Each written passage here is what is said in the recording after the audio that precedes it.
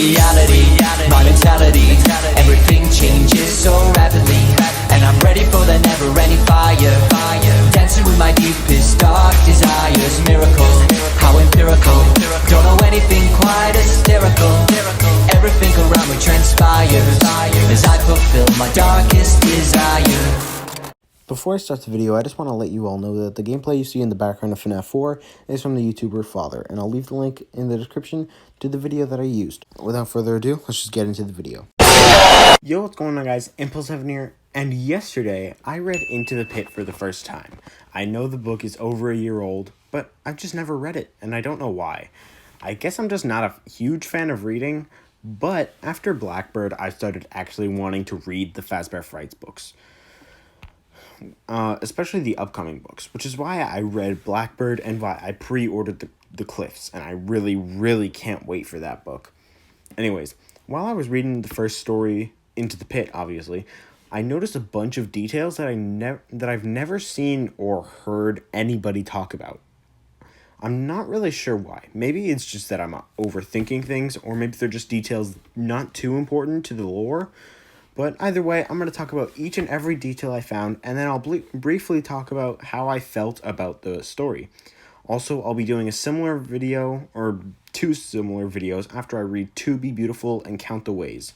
So, enough of my rambling, and let's get started. Number 1. Oswald's mom wasn't really home often. Maybe that's supposed to show that Mrs. Afton in FNAF 4 and Midnight Motorist is still alive, but maybe just at work or something. If she really even matters or exists. But I don't know. Number 2. There's kind of a rocky relationship between Oswald and his dad, maybe connecting back to Michael or the crying child with William. Number 3. There was a part near the beginning of the story where Oswald's mom said if Oswald wants more bacon, he should get it quickly because if Dad comes in, he'll eat it all. This seems to indicate that Oswald's dad eats a lot, which could be random, but think about this. I'm not really sure about you, but this reminds me a lot of William Afton. This could be literally nothing, but either way, it's probably my favorite detail that is never really mentioned again. I think it might actually connect back to William Afton. In the Silver Eyes, when we first learned about William Afton, there's a detail I always thought was kind of weird, that Afton used to be like fat, like kind of fat. Is that a coincidence? I don't know. Maybe not. It could just be nothing, but I think it could be a connection. Number 4. When Oswald goes to Jeff's Pizza for the first time, he sees yellow walls.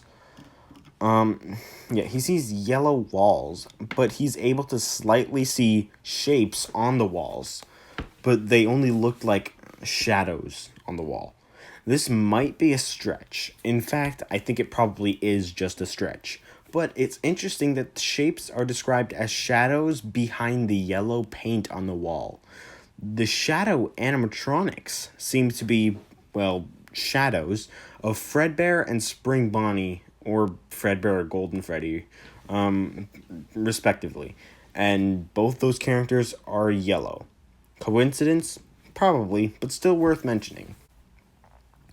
I think we've all noticed the obvious parallel between Mike from this story and Mike from the games. Some people do use this evidence for Mike Victim because of the stuffed Freddy Mike used to sleep with, but pay attention. He doesn't say a stuffed Fredbear, he said a stuffed Freddy. In the night gameplay of FNAF 4, there isn't a Fredbear plushie on the bed, but a Freddy plushie, and this is obviously a different room from the Crying Child's room. As we see in the minigames, it's a completely different room, probably Michael's room. Or just Foxy Rose if you believe Mike Victim. But yeah, this detail doesn't necessarily prove Mike Victim. You could use it if you're a Mike Victimer, but it's not really valid. Anyways, so, number 6. When Spring Bonnie lured Oswald to the room with the dead kids, he's taken down a long corridor with a party room at the end of it. There's no single location in all of FNAF to have this. FNAF 1? Nope. FNAF 2? There's not just one party room, there's 4. And none of them have doors leading into them, as we see in FNAF VR, if you move around the boundaries, or if you just look straight ahead, you can kind of see that there's no door there. So yeah, this means that this is 100% the location before FNAF 2, which we already knew, but this also debunks a theory way back from when FNAF 3 had just come out, or something like that. The theory is that the location before FNAF 2 and the FNAF 1 location are the same location. This can't be true because of this one detail. Even if they changed around some of the rooms, there's still no place for it to be. So this means that the first 3 Freddy's locations are all different locations, and none of them are the same, just like revamped or whatever. Number 7. A lot of people use this book as evidence for the missing children's incident happening in 1985, but there's a few reasons this can't be. There's evidence in the games, but I'm just gonna go over the evidence in the book that this isn't supposed to be that. Number 1, this is more of a connection to the Silver Eyes trilogy, and the dates in the Silver Eyes trilogy aren't really valid to the games. Sure, they do give hints to the lore, but if you want to say the missing children's incident is 1985, well, I guess that Elizabeth died in 1997. But no, that's not the case. Number 2, there's 6 dead children here. Yes, there's 6 dead kids in the games. Gabriel, Fritz, Jeremy, Susie, Cassidy, and Charlie, but only 5 of those went missing. Charlie, or the puppet, didn't go missing. So yeah.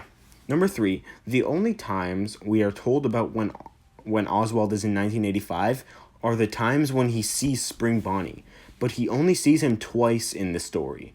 And the most logical explanation for this is that this is when he's kidnapping and killing the kids, but the absolute minimum amount of days it would take for him to kill them would be 4. Why? Because in FNAF 1, it's mentioned that 2 kids are killed in one day, but it's never mentioned that any other amount of kids went missing in a single day, meaning the other kids died on separate days. Okay, yes, this is the missing children's incident from the Fazbear Frights universe, but I don't think it means anything for the games, especially because in FNAF 1, it's mentioned that the FNAF, or the first Freddy's location, would close years after the tragedy that took place there many years ago. So, yeah. I think 1985 is the year the location closed, but it's not when the missing children's incident happened for sure. Another thing is that in FNAF 2, when it's a grand reopening, but if it was just like a few months after the first location closed, I don't think it would really be a grand reopening.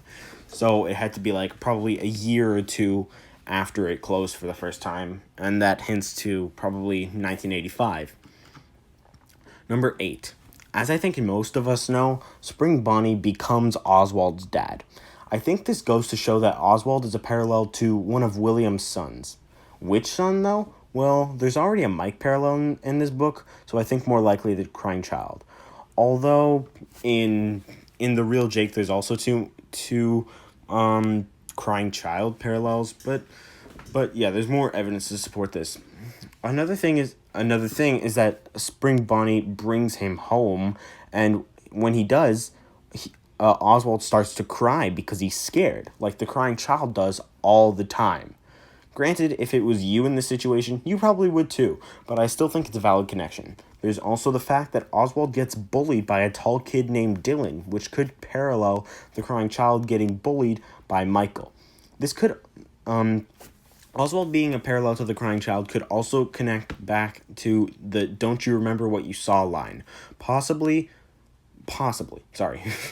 This could connect back to the "Don't remember what you saw" line from FNAF 4 from the Fredbear plushie, but only possibly. Although I do have a different theory from that, so stay tuned for my Solving Everything in FNAF 4 video, because I'll be talking about everything, including that, in that video. Okay, number 9. When Oswald tries to get away from Spring Bonnie, it's as if Spring Bonnie just teleports. This reminds me of Golden Freddy in FNAF 1, because he could just spawn out of nowhere even when the doors are closed.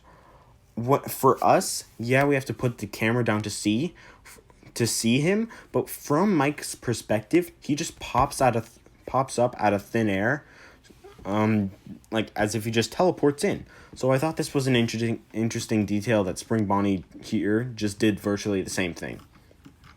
Number 10. When Spring Bonnie comes home with Oswald, Oswald's cat gets scared, knowing something was wrong, and then ran away, hiding under Oswald's bed. This kind of reminds me of what the laughing kid in FNAF 4 said to the crying child. Aren't you the kid who always hides under the table and cries? No one else is scared, why are you? Also, the line, no one else is scared, why are you, reminds me of this story a lot. Oswald is scared of Spring Bonnie, but no one else is because they just think it's his dad. And his mother wonders why he's so scared of him. So that could be a connection. Number 11. At school, Oswald sits on a bench in the playground, and a girl comes and sits with him. A girl he'd never met before. This reminds me of 3 kids. The first girl that